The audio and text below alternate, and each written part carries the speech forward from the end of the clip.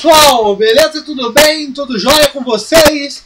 Voltamos aí para mais uma aula nossa aí do nosso CHC, o nosso curso de História completo para quê? Para concursos vestibulares e também pré-militar. Pessoal, eu quero que vocês tenham paciência porque o mouse deu problema e eu estou aqui usando aquele troço aqui que eu não sei o nome, aonde você passa o dedo no notebook, beleza? Então o negócio de grifar vai ficar um pouco lento aí, ou vou ficar sem coordenação. O e-mail historiacompanhão@outlook.com, já fiz cagada. O Facebook, isto sai, o celular para minha mensagem, 3291650267. Então, pessoal, nós estamos estudando nessa playlist Pulo do Gato, que depois eu vou explicar para vocês, tranquilo? Playlist Pulo do Gato, tranquilo? Tá aqui, playlist Pulo do Gato. Nós estamos falando sobre colonialismo e imperialismo. Tranquilo, pessoal? Parte 4. Nós vamos começar agora falando sobre o colonialismo. Tranquilo? Lembrando que nas 3 primeiras aulas, na primeira foi uma apresentação, uma introdução, e nas 2 outras falamos sobre a ideia do capital comercial, do capital industrial e também do capital financeiro. Tranquilo, pessoal? Lembrando que esse colonialismo ele se desenvolve dentro da lógica do capital comercial, onde as trocas comerciais é que mandavam naquele momento. E nós estamos falando aqui de um período do século XV até meados do século XVIII e tudo mais. Tranquilo, pessoal? Beleza? Esse colonialismo, pessoal, é aquele colonialismo que nós falamos das chamadas grandes navegações, as conquistas do Novo Mundo, aonde principalmente nós falamos da América. Então, esse colonialismo, quando falamos, nós falamos dos empreendimentos dos espanhóis e portugueses nas chamadas grandes navegações. Tranquilo, pessoal? Aonde nós temos a ideia da colonização da América. Lá no imperialismo, nós vamos falar já o que? Das conquistas, das ações dentro do continente africano e asiático. E a Oceania também. Mas, dentro do colonialismo, nós temos que observar que não foi só a ideia de colonizar a América, mas nós também temos outras regiões. Essas regiões dentro do continente africano. Tranquilo, pessoal? Por quê? Nós vamos observar aqui na lógica do colonialismo a ideia da América, sim, mas a ideia também do continente africano, onde nós vamos relacionar que a busca principal era o ouro, mas também depois nós vamos observar o que? O tráfico de escravos. Poxa, professor, você vai falar uma coisa muito interessante, que é o tráfico de escravos. Exatamente isso. Beleza, pessoal? Nós temos que observar o que? O continente africano, ele era importante numa posição geográfica estratégica. Uma posição que seria comercial, uma posição estratégica comercial, que ficaria ali no meio termo entre a Índia e a América. Tranquilo, pessoal? É de fundamental importância, pessoal, que o continente africano ele teve essas relações, principalmente com a América e com a Europa, né? Mas também relações comerciais com as Índias, naquele produto ali das especiarias, do transporte no Oceano Índico e tudo mais. Tranquilo? Mas principalmente, o objetivo da galera nessas grandes navegações é a busca do ouro. É a busca naquele momento da atividade econômica, o mercantilismo, a ideia da busca do metalismo, dos metais preciosos, onde o prestígio de cada nação se mede através da quantidade de ouro e prata. Tranquilo, pessoal? E também aquela ideia da balança comercial favorável, exportar mais e importar menos. Então nós estamos vivendo essa lógica aí, daquela ideia do capitalismo comercial, a ideia do mercantilismo, a ideia da intervenção no Estado na economia. Tranquilo, pessoal? Diferente que nós vamos observar lá no imperialismo, que nós estamos vendo um capital industrial, um capital financeiro, aonde nós observamos o quê? A menor participação possível do Estado nas relações comerciais. A ideia de quê? Do liberalismo. Tranquilo, pessoal? Aí nós observamos a questão da Angola. Por exemplo, a Angola ela vai servir de colônia para o Brasil. Uma forma de fornecer o quê? A mão de obra escrava. Tranquilo, pessoal? Lembrando que eu estou sem o meu mouse e estou usando aquela ideia do cursor aqui no notebook. Mas o que nós temos que entender? Essa expansão territorial portuguesa, a expansão do Império Ultramarinho, se dá principalmente através de quê? Da fuga do monopólio das cidades italianas no Mediterrâneo. A busca de novas rotas para as Índias para ter acesso às especiarias que eram comandadas, monopolizadas, tanto pelo comércio italiano, genovês, veneziano, mas também impulsionar uma rivalidade com os estados islâmicos, principalmente o Império Turco-Otomano. Tranquilo, pessoal? Mas o primeiro passo para o início de uma expansão territorial portuguesa é, em 1415, a conquista da cidade islâmica Ceuta. Tranquilo, pessoal? E nisso nós temos o início da expansão territorial. Ok, pessoal? Tranquilo? Então, pessoal, eu não vou ficar muito mexendo com esse cursor, porque eu não tenho essa habilidade toda.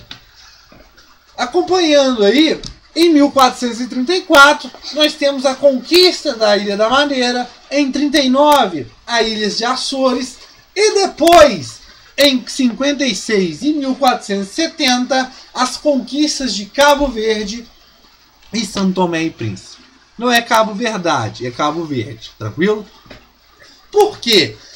Vai ser importante que dentro desses lugares, tanto em Cabo Verde quanto em São Tomé e Príncipe, nós observaremos o quê? A cultura do açúcar começando a ser ali desenvolvida.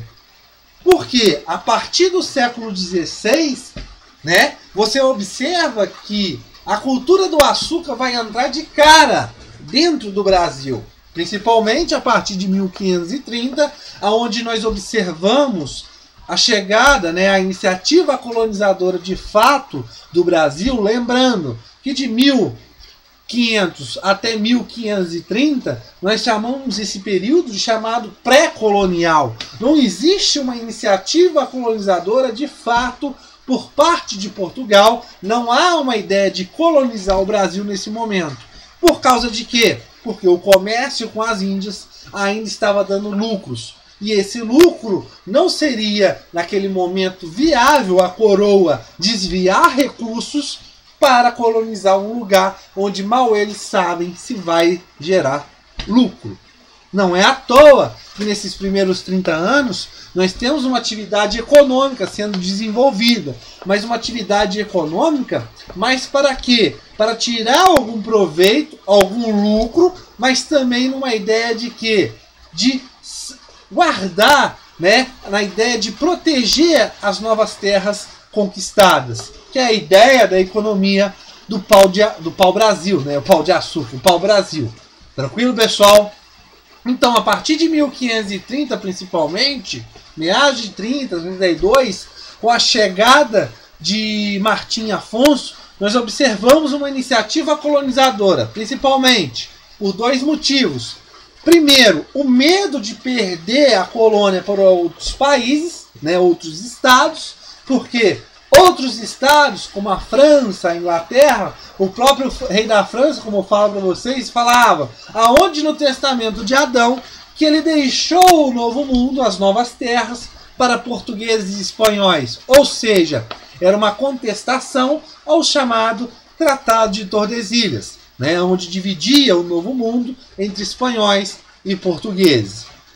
Então, esse medo de perder, o contrabando que existia também no Brasil por franceses, holandeses, nesse comércio com o pau-brasil, o medo de perder fez levar também à colonização, mas principalmente também a diminuição com o comércio com as Índias. Ou seja, a colônia agora tem que dar algum sustento, algum lucro para a coroa portuguesa. Tranquilo, pessoal? Então, nós estamos a iniciativa colonizadora, a criação das capitanias hereditárias, mas lembrando que as capitanias hereditárias não é uma coisa nova. As capitanias hereditárias também são usadas em possessões coloniais portuguesas, naquele momento, na África. Ou seja, são só transferidas para o Brasil as ideias, como nós vamos observar embaixo, as ideias das feitorias. Tranquilo, pessoal? Então, Cabo Verde e São Tomé e Príncipe vão dar início a essa cultura de açúcar, que posteriormente, com condições favoráveis aqui no Brasil, a partir do século XVI, serão começados a ser cultivados, principalmente no Nordeste. Né, pessoal? Importante, isso aqui é importante para vocês saberem. A presença não constante teve desafios e dificuldades. Ou seja, você teve, ao longo dessa conquista portuguesa, dentro do continente africano, nessa ideia de colonialismo, nós observamos que não foi intensa, não foi constante, ela não foi estável.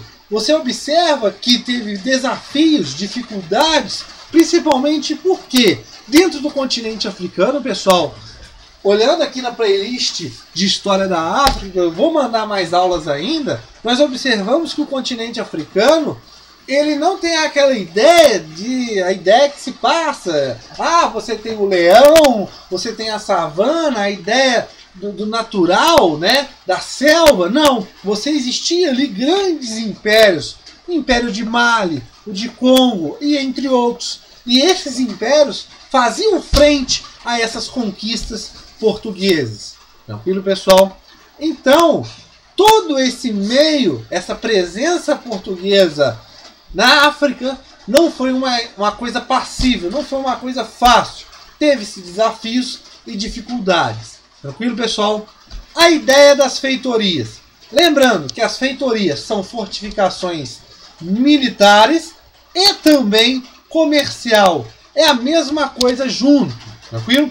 Militar por causa de quê? Para afastar os outros europeus. O perigo de invasões de outros europeus.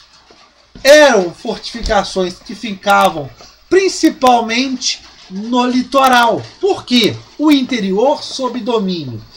Os chefes africanos viam naquele momento que as feitorias, sendo instaladas no litoral, eles conseguiam naquele momento ter o domínio do interior.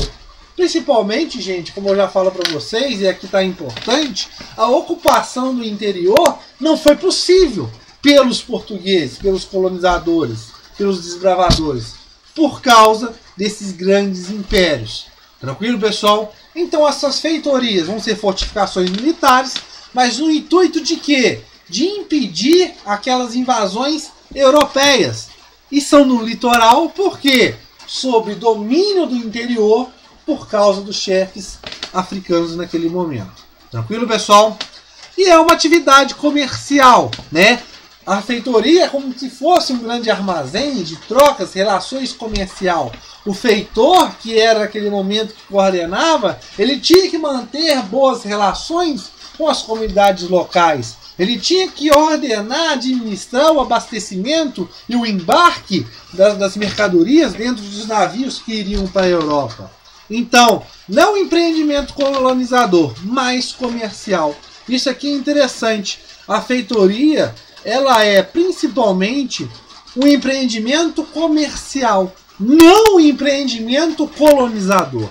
Porque, como você já sabe, e já falaram aqui, a ideia de ter grandes impérios no interior do continente africano, isso impossibilitava essa ideia de colonizar. Tranquilo? O Império Turco-Otomano rivalizava com Portugal, conseguia desviar. Pessoal, o que nós temos que entender aqui?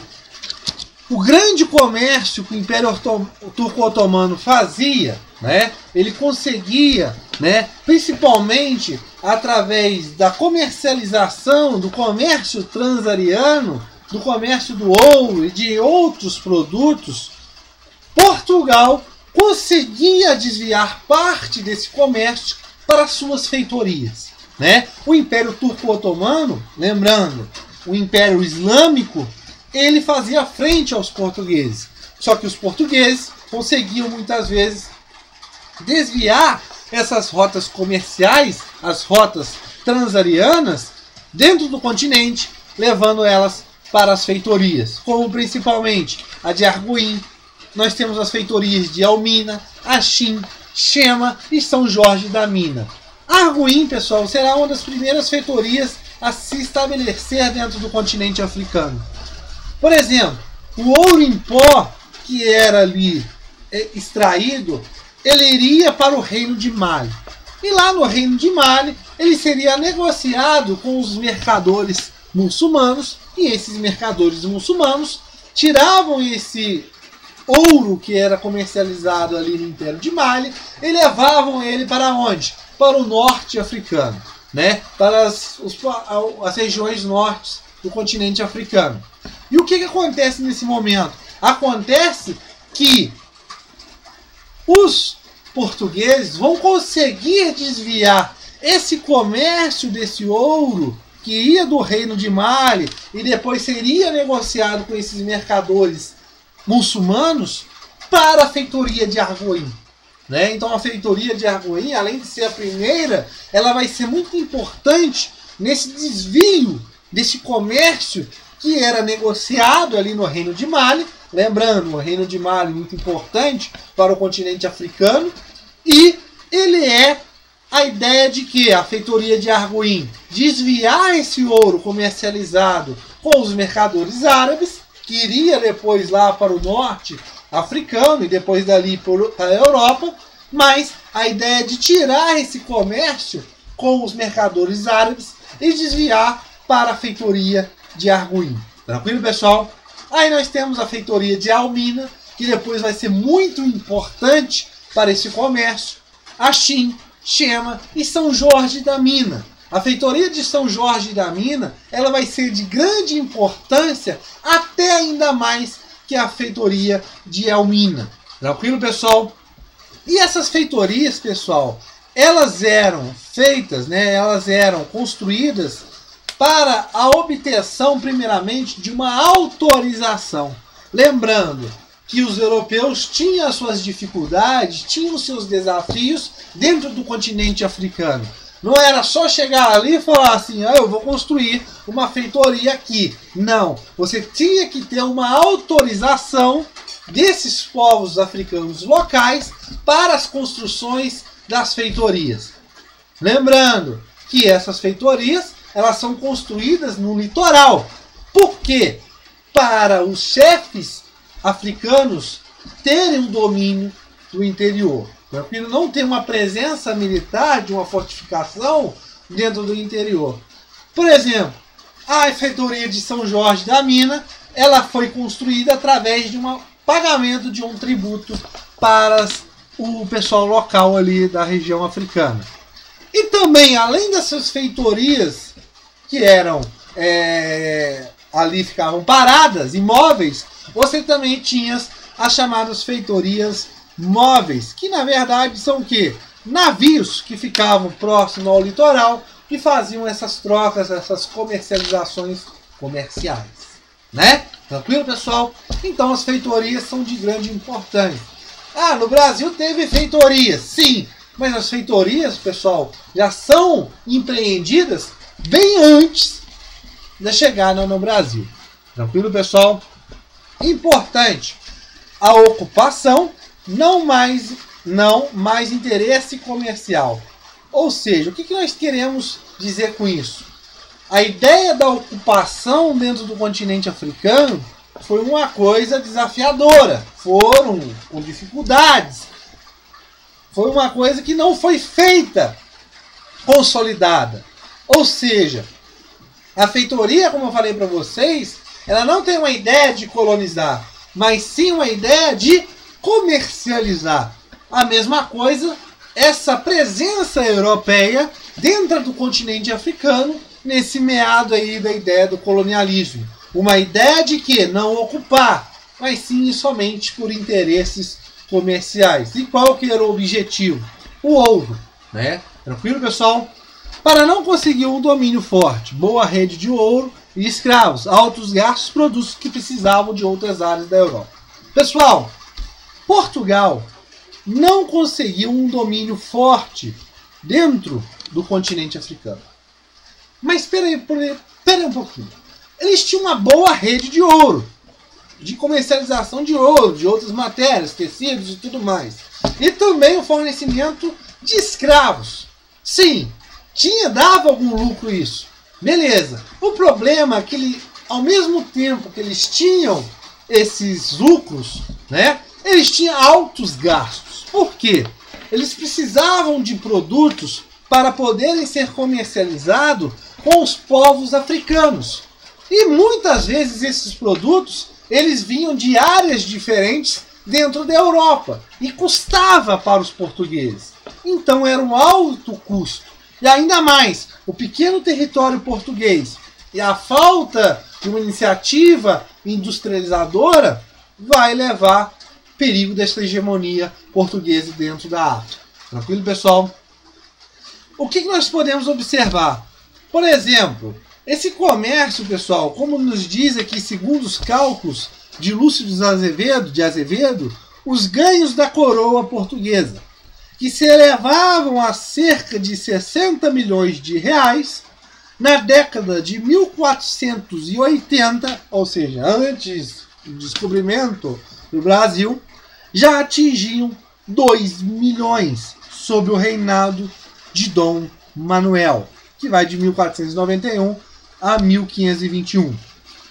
E não menos de 279,5 milhões em 1534.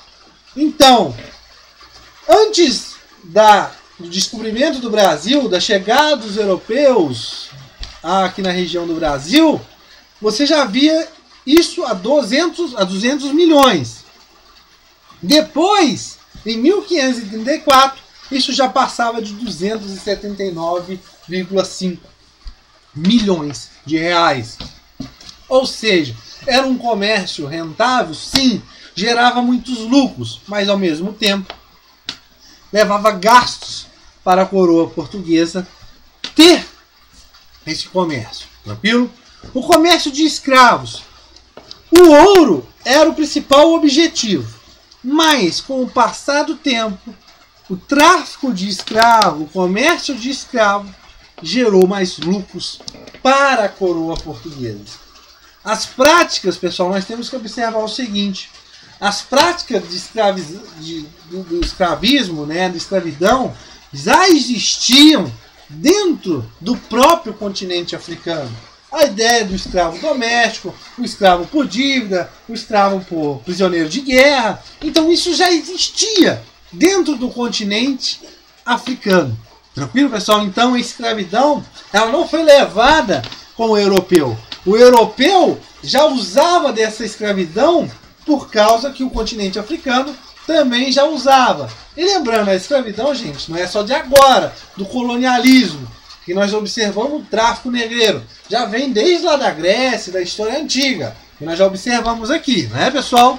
Mas, dentro do próprio continente africano, essa ideia de escravidão também já existia. Não é os europeus que levaram, já existia dentro do continente africano.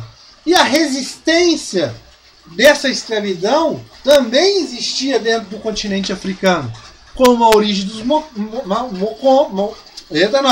os macomos, ou também chamados de quilombos, que depois no Brasil seriam muito usados também. Então é uma inovação no Brasil chamados quilombos. Não, já existia, já tinha essa origem dentro dessa resistência dentro do continente africano. Beleza, pessoal? Então, essa escravidão, ela já existia dentro do continente africano. mas Portugal transformou essa prática local em uma prática internacional. Ou seja, aquilo que acontecia dentro do continente africano, dentro das localidades, das comunidades, das sociedades africanas, o europeu transformou isso num comércio internacional. Tranquilo, pessoal? Que não só privilegiava, e aqui é bom lembrar, não só privilegiava os europeus, os traficantes de escravos portugueses e tudo mais, entre outros, os europeus em geral, mas também beneficiava povos africanos, que usavam desse tráfico de escravos para obter outros recursos, como armamento e entre outras coisas. Nada mais, nada menos, com o fim do tráfico negreiro, vai levar o prejuízo e muita insatisfação e muito por parte dos traficantes do tráfico negreiro, os europeus, e também uma insatisfação muito grande por parte das comunidades locais africanas. Tranquilo, pessoal? Então isso é muito interessante nós observarmos. O tráfico negreiro não era só beneficiado, não só dava benefícios, lucros, para resultados para os europeus, mas também para os próprios chefes das sociedades africanas que se beneficiavam muito com esse tráfico de escravos. Tranquilo, pessoal? Então, o e-mail está aqui, como vocês podem observar, Eita Nós, o nosso canal no YouTube, o Istisatler, como vocês podem observar aqui do lado, tranquilo?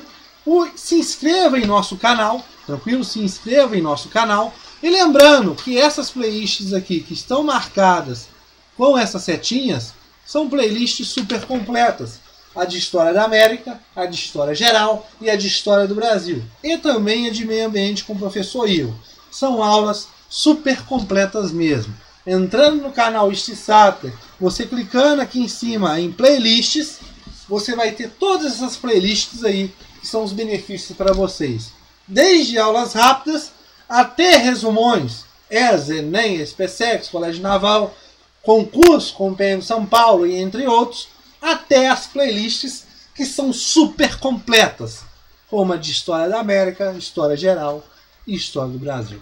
Espero que tenha gostado. Na nossa próxima aula voltaremos falando sobre o que? Colonialismo e imperialismo, parte 5. Valeu!